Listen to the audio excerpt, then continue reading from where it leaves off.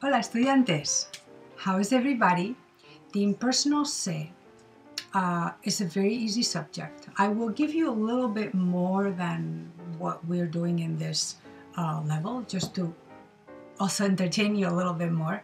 And but the most basic thing that the se or impersonal se, like they call it, is used for is actually to say precisely that. Things that are impersonal. For example, when a restaurant, they say, Spanish is spoken here. See, in English, I'm using the passive voice. So I'm not saying I speak Spanish here, you speak Spanish. They say is spoken. Another way that the book explains it and other books explain it is people do this, you know. People drink a lot of coffee. Se bebe mucho café en el mundo, o se toma mucho café. In the case of the restaurant, it would be se habla español. Now notice that we have that se, and then habla as the third person singular, and then español, so it matches the verb with the español, right? So that's the most basic one. Se, if we were to, by the way, have a plural, for example, shellfish in general in a restaurant, we serve, or shellfish is served here. The typical thing that you would say, like if you go to Spain, you would see that, you know, oh, we serve mariscos. Mariscos is like shellfish. So se sirven, notice the in, se sirven mariscos. So that sirven will go with mariscos, okay? A little bit like that verb gustar, that the gusta went with the thing that was liked and disliked. The se doesn't change, it stays there. Se sirven mariscos. Se habla español. If you were to, like, let's say you were in a place that they spoke many languages, se hablan muchos idiomas. See? The hablan goes with the muchos idiomas. Okay, so that's the first one in basic. Second one is, it's used for the passive voice also. And even though this will get a little more advanced, it's okay. I just want to give you a little more things to learn. Keep your that gray matter working. And the passive voice is a very good example for this is, for example, when you say that America was discovered in 1492, supposedly, as we know, the historians kind of contradict that, not right now. So, and we say, was discovered, see? That's why they call it the passive voice, because you're not saying, in this case, who did it, whether it was Christopher Columbus or not, but you're saying it was discovered. Again, it's an impersonal thing because the passive voice, that's what it does. It is a type of impersonality. So we're going to use the se again. We'll give you the example in Spanish. América se descubrió en 1492. Or you can, as you can see, Spanish moves the subjects and the objects a little bit more than English, so we have more freedom with that. So you can say se descubrió América en el 1492. Notice that I haven't said the person who discovered America, who, by the way, supposedly is Christopher Columbus. Again, some historians are just going, we don't know about that. Okay, so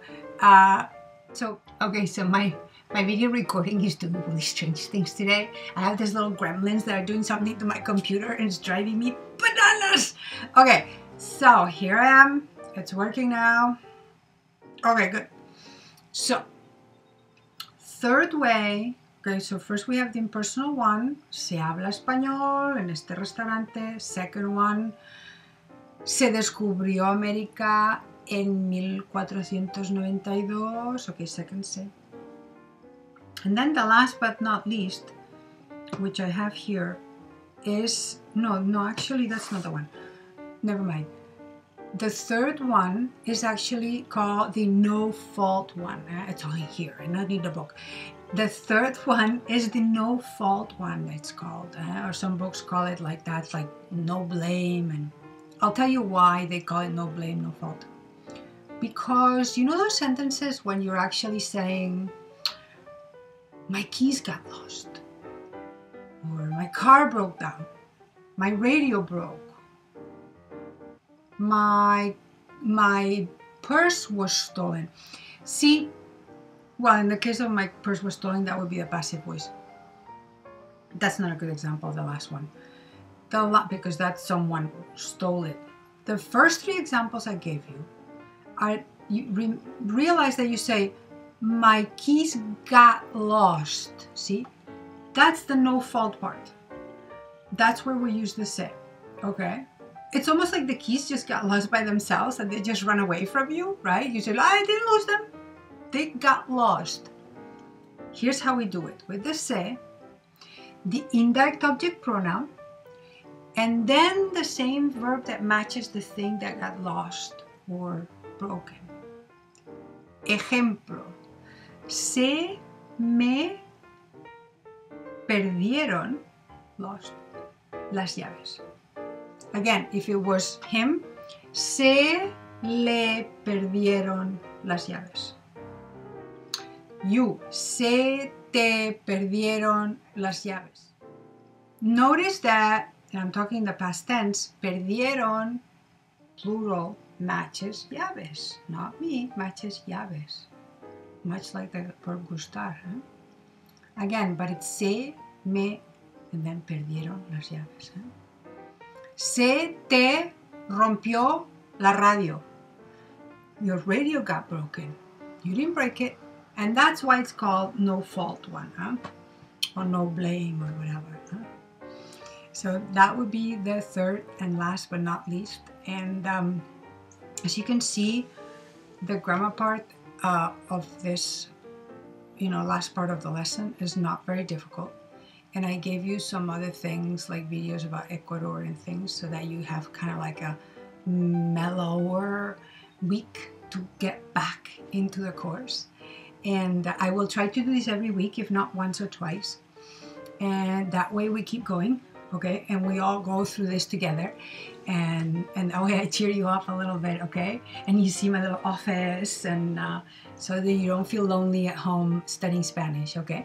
All right, so I'll see you la semana que viene. Adiós, estudiantes.